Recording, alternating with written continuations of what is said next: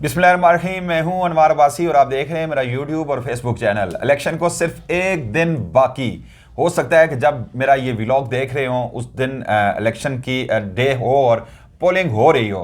हमने पूरे इस मुहिम के दौरान, इलेक्शन मुहिम के दौरान हमने कोशिश की कि मुख्तलिफ हल्कों की जो सूरत हाल है उस पर आपको लम्हा बलम्हा आपको आगाह करते रहे।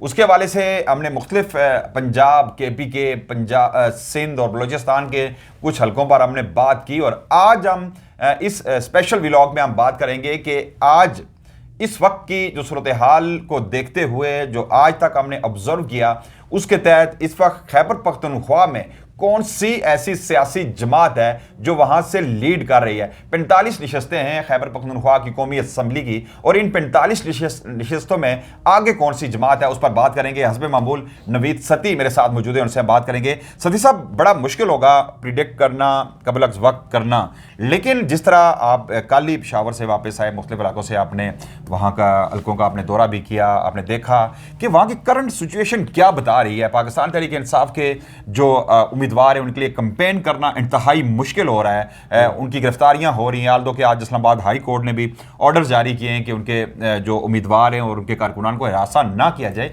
लेकिन यहाँ अदालती अहकामात को माना नहीं जा रहा, उन्हें पाँव के नीचे रोन दिया जाता है, और वही होता है जो इंतजामिया चाहती है। वहाँ का ज़िले का DC चाहता है, वहाँ का CPO या RPO या DPO चाहता है, तो वही होता है। ये तो हो रहा है पाकिस्तान तहरीक इंसाफ के साथ, जिस तरह दबाया गया है और जिस तरह के टैक्टिक्स इस्तेमाल किए गए पाकिस्तान तहरीक इंसाफ की मकबूलियत को काउंटर करने के लिए। इसके बाद भी क्या पाकिस्तान तहरीक इंसाफ खैबर पख्तूनख्वा से अपनी जो नताइज हैं जिस तरह के एक्सपेक्ट किए जा रहे थे वो हासिल करने में कामयाब होगी? हम चाहेंगे कि सीक्वेंस से हम जाएं और N1 से आगे हम जाएं और 45 तक हम जाएं। वहाँ पे इस वक्त मौजूदा सूरत हाल को देखते हुए क्या पोजीशन है? बिल्कुल, हमारी टीम ने एक तो ये कोशिश ये की है कि जो मुल्क भर के 266 नेशनल असम्बली के हल्के हैं उसमें नंबर 1 पे कौन है, नंबर 2 पे या नंबर 3 पे, इस वक्त हम इस पोजीशन में हैं कि हम आपको बता सकें।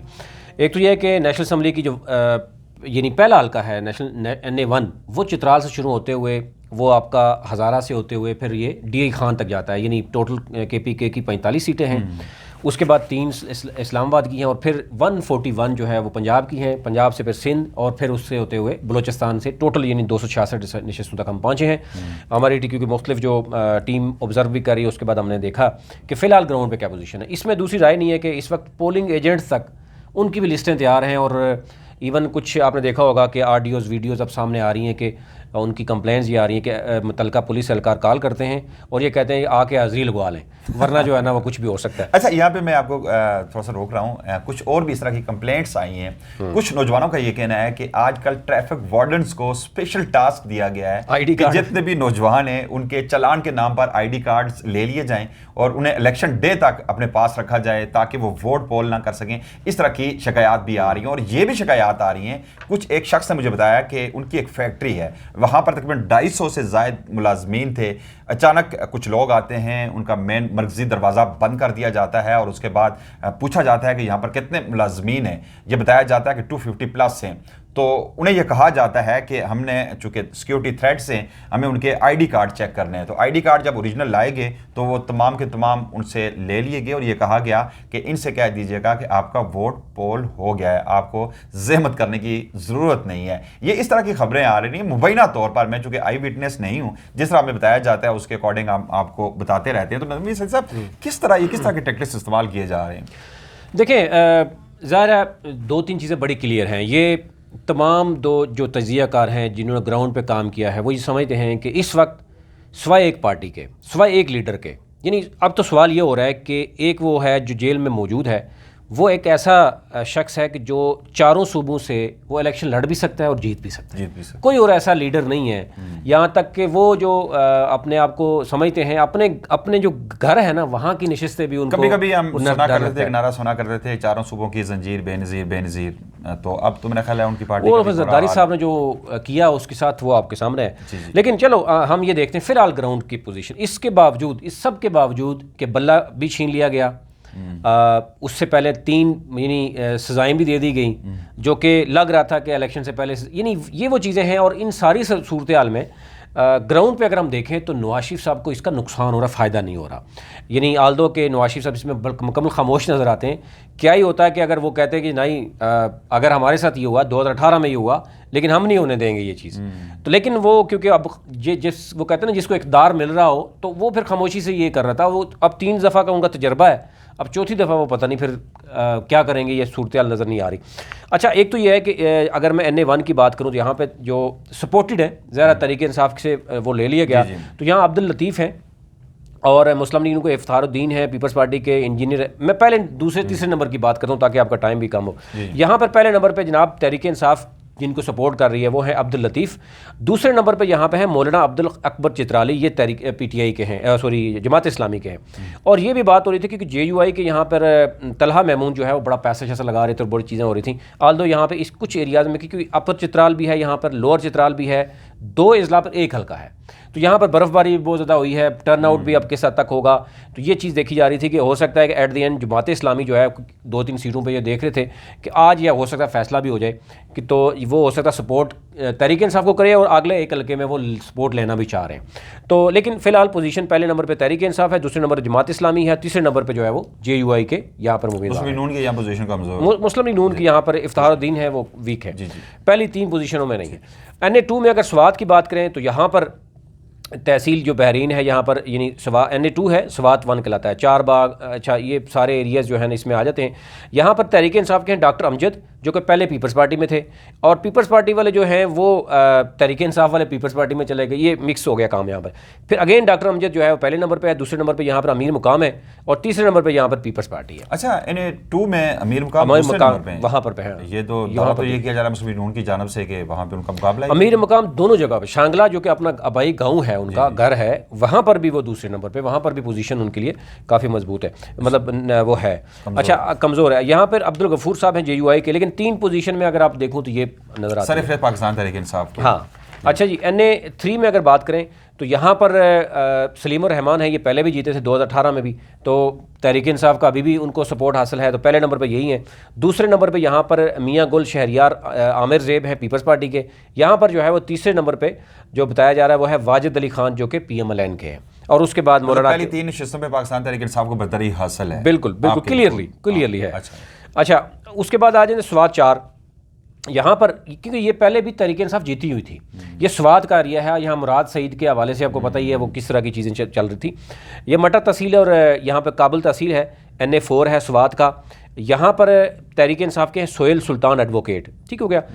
अब ये मुराद सईद का हल्का है, ठीक है, और ये मतलब मुराद सईद ने अपने फादर से टिकट लेके वापस दिया है कि भाई मैं भी अपने लीडर की तरह जो है ना वो नहीं चाहता, मरूसियत के खिलाफ नहीं जा रहा, तो बड़ा चीज़ें क्लियर, बिल्कुल चीज़ें हैं। और यहाँ पर PMLN क्योंकि नून लीग का वोट बैंक भी नहीं है, उम्मीदवार भी नहीं खड़ा किया, और वो सपोर्ट कर रहा है यहाँ पर जो है वो उसको JUI फे को कहा जा रहा है। अब JUI के भी कमज़ोर यहाँ पर उम्मीदवार हैं। अब महमूद खान यहाँ पर हैं, आपको पता है कि वो XCM भी हैं, और परवेज़ खटक के वो यानी इस वक्त हैं। तो यहाँ पे टफ मुकाबला है PTI का, और यहाँ पर हम पहले अगेन वोट बैंक के हिसाब से यहाँ पर सोहेल सुल्तान एडवोकेट जो है ना उनको बरतरी है। दूसरे नंबर पर बड़ा टफ मुकाबला महमूद खान का है, जो कह रहे हैं जी कि हम हमारे जो है ना परवेज़ खटक साहब CM होंगे, तो ये चीज़ें जो है ना सरकारी सतह पर उनको हर तरह का जो है ना वो मौजूद है। अच्छा जी, NA5 की बात करें तो ये जनाब ज़िला अपर मुकम्मल इस ज़िले पे 1 सीट है। यहाँ पर हैं सिबगतुल्लाह हैं तहरीक इंसाफ के, फिर उस पीपल्स पार्टी के नजमुद्दीन खान है, और फिर मौलाना और ANP ने मुश्तरका एक उम्मीदवार उतारा है, इंजीनियर मोहम्मद नबी हैं इनके। TLP का यहाँ पे कोई नहीं है, और जमात इस्लामी के साहबजादा तारिकुल्लाह है। पहले नंबर पे यहाँ पे सिबगतुल्लाह है तहरीक इंसाफ के, दूसरे नंबर पे यहाँ पे नजमुद्दीन खान है पीपल्स पार्टी के। तीसरे नंबर पे में से आपने पाकिस्तान तहरीक इंसाफ को 5 की 5 पे बरतरी आपने जाहिर कर दी। बिल्कुल, साहिबजादा तारिकुल्लाह जो है वो ये तीसरे नंबर पे। जी। अब मेरे ख्याल से यहाँ पर मैक्सिमम कुछ भी नहीं कर पाएंगे, अगर करेंगे तो डेफिनेटली फिर उसका रिजल्ट भी कुछ और होगा। NA6 की बात करें, यहाँ पर ये लाल किला तहसील है, फिर समर बाग है, मुंडा तहसील है, बालामेट है, ये बलम बैट कहलाता है शायद। यहाँ पर जो है वो सिराजुल हक साहब खुद मौजूद हैं। अच्छा। और महबूब शाह साहब के साथ है। अगेन ग्राउंड पे मैं बताऊँ कि महबूब शाह साहब का और यहाँ सिराजुल हक का मुकाबला है। पहले नंबर पे अगेन जो है वो पहले भी तहरीक इंसाफ ने यहाँ पर सिराजुल हक साहब को शिकस्त दी थी, तो यहाँ पर अगेन वो है पहले नंबर पे। दूसरे नंबर पे सिराजुल हक साहब हैं। तीसरे नंबर पे यहाँ पे मोहम्मद हनीफ साहब हैं पीपीपी के, पीपल्स पार्टी के। फिर उसके बाद अगर लोअर दीर की बात करें, इसकी 2 हैं सीटें। यहाँ पर ये तमरगरा और ये जो एरिया हैं सारे, यहाँ पर है NA7, लोअर दीन 2 है, यहाँ पर बशीर खान है।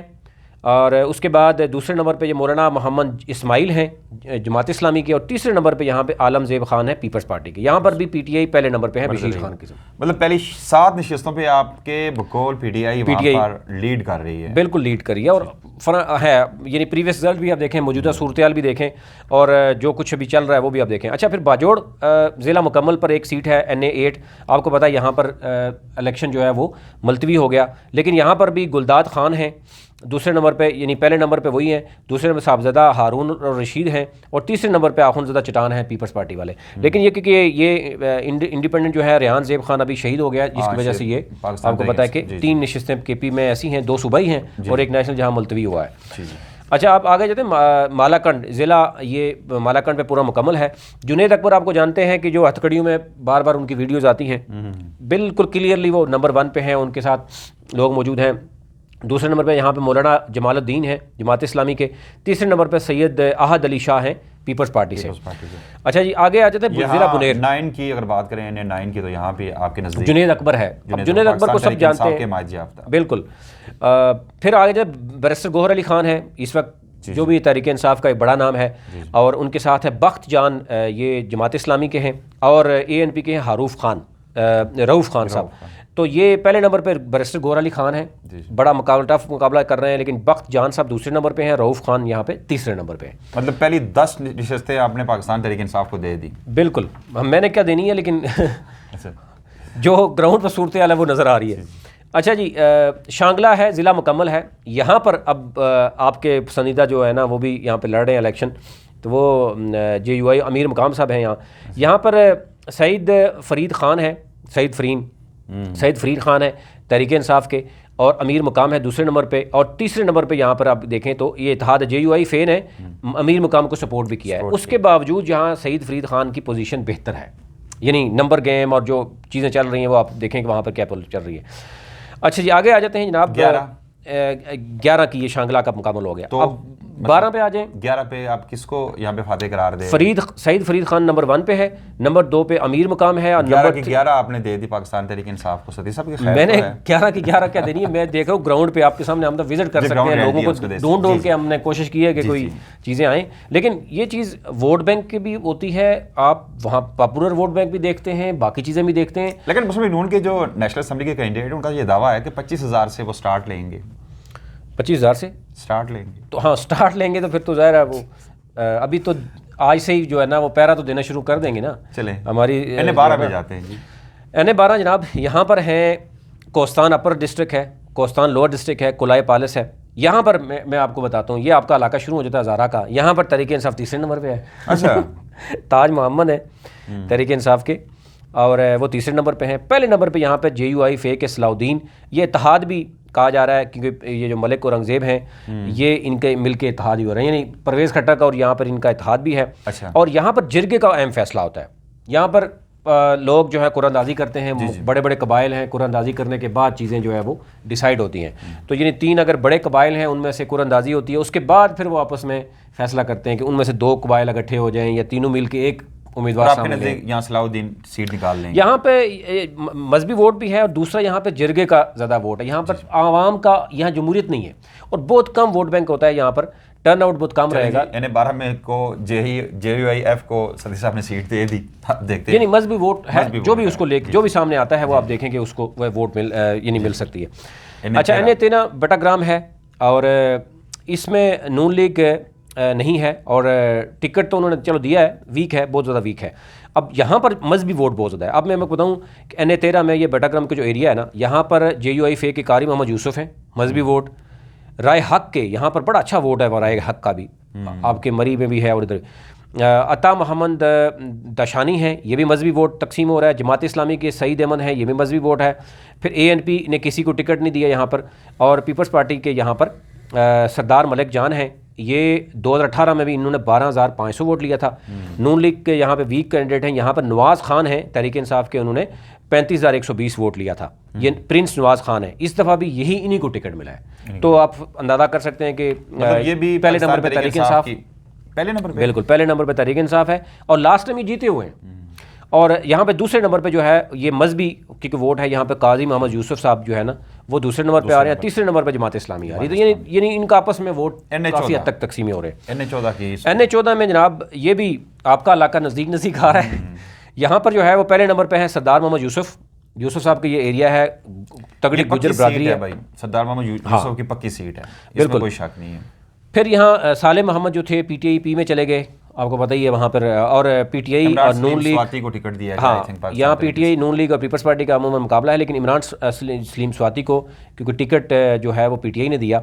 सरदार यूसुफ का ज़ाती वोट बैंक भी है, फिर उनके गुजर बरादरी का बड़ा वोट बैंक है। लोग हाथ बांध के खड़े होते हैं जैसे जिस तरफ वो लेके जाते हैं, वो आपको पता ही है। तो यहाँ पर उनकी पहली पोजीशन सरदार मोहम्मद यूसुफ की सिक्योर सीट समझी जाती है नून लीग की। अच्छा, दूसरी नंबर पे यहाँ पर जो है वो शाजी खान है, जिनको कहते हैं मोहम्मद शुजा खान, ये हैं पीपल्स पार्टी के। और यहाँ पर तहरीक इंसाफ जो है वो तीसरे नंबर पे दिखाई दे रही है। जी, NA15 की बात करेंगे, उसके बाद अगले व्लॉग में हम बाकी जो मानदा जो हल्के हैं उस पर बात होगी, चूँकि काफ़ी लंबा ये व्लॉग हो गया। तो NA15 की अगर बात की जाए, NA15 में जो इस वक्त आपके इस वक्त भी प्राइम मिनिस्टर हैं डिफेक्टो और आगे भी प्राइम मिनिस्टर हैं, तो नवाज शरीफ साहब जनाब उनके लिए यहाँ तो बात करना मेरा ख्याल फजूल है, इस पर डिस्कस करना कि मियां नवाज शरीफ के मुकाबले में वहाँ पे कोई जीत सकता है। ऐसे ही है, ऐसा मुमकिन है भला अमीरुल मोमिनीन के मुकाबले में कोई आए और जीत सके? बहरहाल क्विक वर्ड्स में गुस्ताखी होगी। मैं समझता हूँ यहाँ गुस्तासिब साहब जो है ना गुस्ताखी कर रहे हैं कि वो खड़ा क्यों हुए हैं, नहीं कर सकते, उनको फौरन दस्तबरदार हो जाना चाहिए था। और जरगुल खान ने PPP के मेरा ख्याल पहले PTI से इनका ताल्लुक था, आई थिंक एक्स PTI के, बिल्कुल। हाँ जी। उसके बाद तो ये वज़ीर आला के मशीर भी थे, जो भी है रीजनल प्रेसिडेंट भी थे पाकिस्तान तहरीक इंसाफ के, मुफ्ती कुफायतुल्लाह साहब, लेकिन यहाँ पर नवाज शरीफ यहाँ पर वाज़ेह तौर पर जीत चुके हैं, मुबारक हो। लेकिन मियां नवाज शरीफ ने एक अच्छा भी किया, उन्होंने कहा जी बाकी KPK वाले बेवकूफ़ हैं, इस हल्के के सिर्फ लोग जो है ना ये ठीक वो ठीक है, वो अच्छी बात है कि उन्होंने कम से कम KPK वाले बेवकूफ़ हैं, इसलिए एक सीट वहाँ से मुझे करनी चाहिए। ज़रा उन्हें अकल शऊर नहीं है तो कम से कम मुझे ये वोट जरूर देंगे। बाशऊर जो लोग हैं मुझे वोट नहीं देंगे, ये उनका स्टांस था जिसके तहत उन्होंने NA15 को किया। ज़रा कैप्टन रिटायर्ड सफदर का, पहले कैप्टन सफदर के भाई यहाँ पे जीते थे और 2.5 अरब रुपये भी उनको मिला है। अभी काम शम भी काफ़ी करवाए हैं उन्होंने। 16 माह में जब हुकूमत यानी जब इमरान खान जो है वो दिवालिया करके गया था, उसके बाद जो है वो गैबी इमदाद भी बड़ी गई है, आपके डिप्टी स्पीकर को भी मिला और सबको मिला। नाज़रीन, चूँकि NA15 तक हमने इस व्लॉग में एनालाइज़ किया, नबी सती साहब ने यहाँ की सूरत हाल आपने बताई, और इसमें से आलमोस्ट जो बताया कि 13 नशस्तें ऐसी हैं जिसमें पाकिस्तान तहरीक इंसाफ को वाज़ेह बरतरी हासिल है। अब नताइज क्या आते हैं, इसका फैसला तो 9 फरवरी को होगा, 8 को नहीं होगा, 9 को होगा। अब देखना है, लेट्स सी कि क्या होता है। लेकिन जो ग्राउंड पे सूरत हाल है उससे आपको आगाज़ ज़रूर किया।